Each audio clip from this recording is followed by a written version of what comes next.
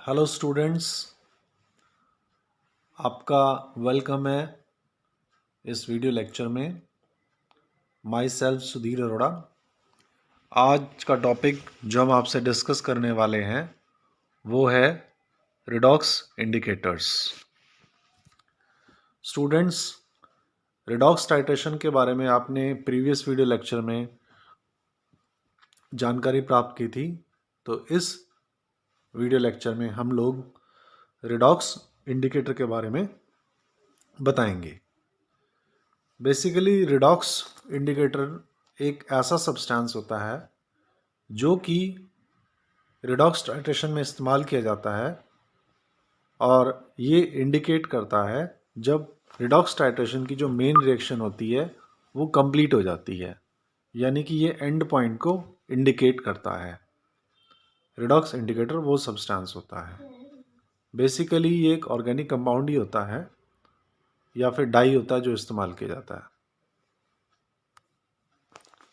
अगर हम redox indicator की जो करेक्टरिस्टिक्स हैं, जनरलाइज करेक्टरिस्टिक्स हैं, उनकी बात करें तो ये एग्जिस्ट कर सकता है दो फॉर्म्स के अंदर, यानी कि ऑक्सीडाइजिंग मीडियम में और रिड्यूसिंग मीडियम में। दोनों फॉर्म में ये अलग अलग तरीके से बिहेव करता है। अगर ये ऑक्सीडाइज स्टेट में है तो उसका एक खास कलर होगा जो कि ऑक्सीडाइज फॉर्म का ही कलर होगा, या अगर ये रिड्यूस फॉर्म में है तो रिड्यूस फॉर्म का अलग कलर होगा, यानी कि ऑक्सीडाइज स्टेट या फिर रिड्यूस स्टेट, दोनों में ही रिडॉक्स इंडिकेटर का कलर अलग अलग होता है। और यही फंडामेंटल हमारी मदद करता है विजुअल इफेक्ट देखने में, जो कि एंड पॉइंट पे होता है। नेक्स्ट, जो इसकी और इसके अलावा जो प्रॉपर्टीज़ हैं, जो दूसरी प्रॉपर्टीज़ हैं, वो ठीक इंडिकेटर के जैसी ही हैं और वैसी ही एक्सपेक्ट की जाती हैं। जैसे कि अगर हम बात करें, अगर सक्सेसफुल टाइट्रेशन हमें करवानी है और इंडिकेशन करना है एंड पॉइंट का, तो रिडॉक्स इंडिकेटर गुड सोल्युबिलिटी का होना चाहिए, यानी कि उसकी घुलनशीलता अच्छी होनी चाहिए। दूसरा, वो शार्प कलर चेंज प्रोड्यूस करने वाला हो, यानी कि कलर चेंज जो है, जैसे रेड से ब्लू हो रहा है, येलो से ऑरेंज हो रहा है, so it should be sharp. हमें क्लियर कट फर्क दिखना चाहिए कि कलर चेंज हो रहा है। नेक्स्ट जो है, जो कलर चेंज ये प्रोड्यूस करता है वो एंड पॉइंट के ऊपर ही प्रोड्यूस करे, अदरवाइज आगे पीछे कर देगा तो हमें एक्यूरेसी ऑब्टेन नहीं होगी हमारे कैलकुलेशंस में। तो यानी कि ये जो करेक्टरिस्टिक्स हैं रिडॉक्स इंडिकेटर की, ये भी एक्सपेक्टेड है, जो कि जनरली हर इंडिकेटर के लिए हर टाइट्रेशन में एक्सपेक्ट की जाती हैं। तो रिडॉक्स इंडिकेटर फ्रेंड्स, ये एक नेक्स्ट पार्ट चलते हैं इसका, ये इसकी करेक्टरिस्टिक्स थी। अब इसकी क्या टाइप्स होती हैं? रिडॉक्स इंडिकेटर्स की जो टाइप्स होती हैं ये तीन तरीके के होते हैं। एक होता है सेल्फ इंडिकेटर, दूसरा होता है इंटरनल इंडिकेटर, तीसरा होता है एक्सटर्नल इंडिकेटर। सेल्फ यानी खुद से, इंटरनल यानी अंदरूनी, एक्सटर्नल यानी बाहरी। तो जैसे हमने नाम रखे हैं वैसे इनके बिहेवियर इनके एग्जाम्पल्स में या इनके काम करने के तरीके में रिफ्लेक्ट होते हैं। आइए सबसे पहले हम बात करते हैं सेल्फ इंडिकेटर की। सेल्फ इंडिकेटर जो है बेसिकली, सेल्फ शब्द यानी कि खुद से, ये खुद से ही इंडिकेट करे, उसको हम कहते हैं सेल्फ इंडिकेटर। लेकिन हमें जब हम टाइट्रेशन करते हैं तो उसमें मेनली हम एक रिएक्शन ऑर्गेनाइज करते हैं जो कि मेनली दो रिएक्टेंट्स के बीच में होती है, जिसमें एक की तो हमें कंसंट्रेशन निकालनी होती है और दूसरे की हमें पता होती है। तो यानी कि एक एनालाइट होता है और दूसरा टाइट्रेंट होता है। तो यदि इसके अंदर क्या होता है, जो हमारा सेल्फ इंडिकेशन है उसमें से एक one of the reactant is act like a indicator, यानी उसका खुद का ही कलर ऐसा है कि वो एंड पॉइंट जो रिफ्लेक्ट होता है कलर चेंज, वो उसमें उसको शो कर पा रहा है, वो मतलब खुद से ही इंडिकेट कर देता है कलर के ज़रिए। जैसे हम यहाँ पर लेते हैं एक टाइट्रेशन जिसमें हमने KMnO4 की टाइट्रेशन हम करते हैं ऑक्जेलिक एसिड के साथ। तो जो KMnO4 है बेसिकली वो डार्क कलर का होता है, पर्पल कलर का। अगर हम इसको ब्यूरेट में लेते हैं और ऑक्जेलिक एसिड को अगर हम फ्लास्क में ले रहे हैं, तो हमें बाहर से कोई थर्ड इंडिकेटर, थर्ड सब्सटेंस लेने की ज़रूरत नहीं है जो कि इंडिकेट करेगा इधर ऑक्सीडाइज या रिड्यूस होके। यहाँ पर जो KMnO4 हम ले रहे हैं ब्यूरेट में, वो पर्पल कलर का है, वही फील्ड। ऑक्जेलिक एसिड जो नीचे हमने लिया है, जब हम टाइट्रेशन की शुरुआत करते हैं तो हम क्या करते हैं, KMnO4 ऑक्जेलिक एसिड में ऐड करना शुरू करते हैं। तो KMnO4 क्या करता है, ऑक्जेलिक एसिड को धीरे धीरे सारा ऑक्सीडाइज कर देता है।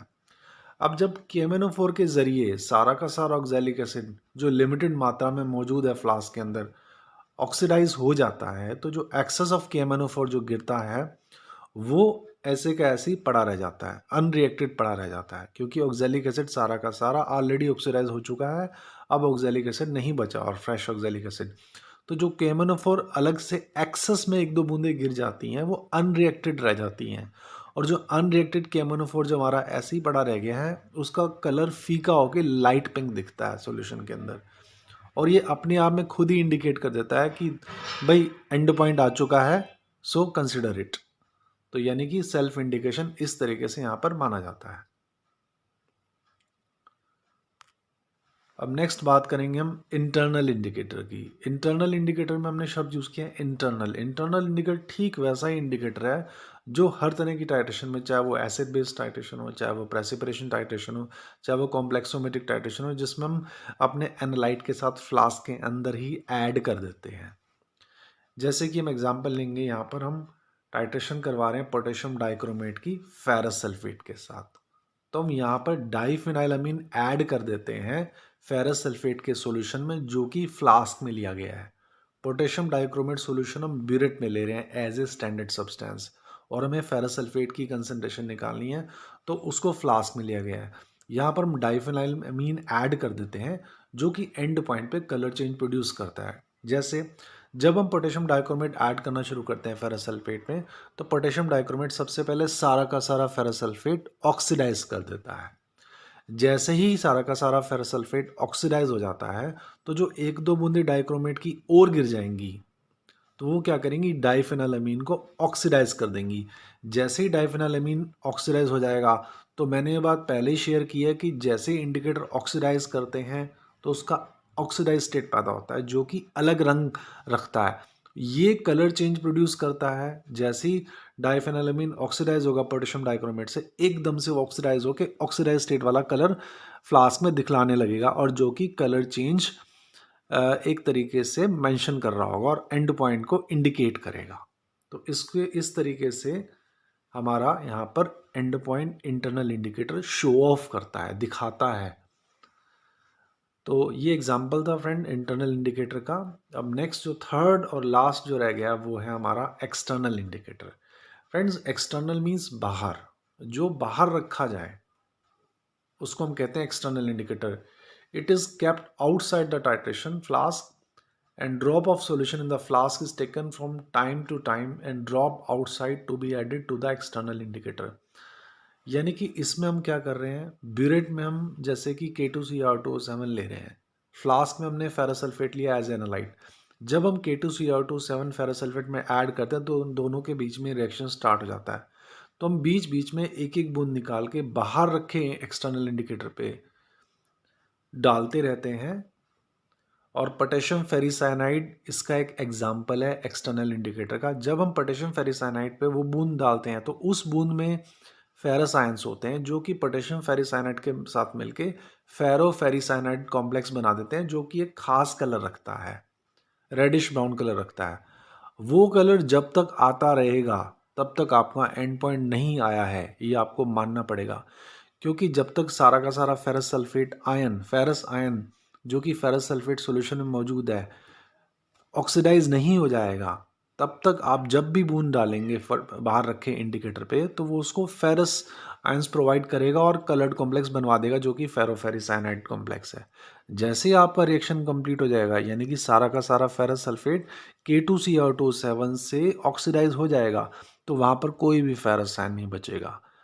इन दैट सिचुएशन जब आप एक बूंद डालोगे बाहर रखे इंडिकेटर पे, तब वो उसको फेरस आयन नहीं दे पाएगी, क्योंकि उसके अंदर सारे के सारे फेरस आयन खत्म हो चुके होंगे, यानी ऑक्सीडाइज हो चुके होंगे। तो इस तरीके से जो कलर्ड कॉम्प्लेक्स फॉर्मेशन हो रही थी वो एकदम से स्टॉप हो जाएगी और आपका वो कलर रिफ्लेक्ट नहीं होगा। तो तब आप मान सकते हैं कि हमारी रिएक्शन पूरी हो चुकी है, ये हमारा एंड पॉइंट है। तो फ्रेंड ये एक्सटर्नल इंडिकेटर की वर्किंग थी जो कि हमने यहाँ पर बताई आपको। तो आई होप तीनों ही इंडिकेटर्स की फंक्शनिंग कैसे है, क्या रेडॉक्स इंडिकेटर होते हैं, आपको समझ आया होगा। तो इसके साथ हम अपना ये वीडियो फिनिश करते हैं and thank you very much for the patient listening. I hope you will like this video. Thanks very much.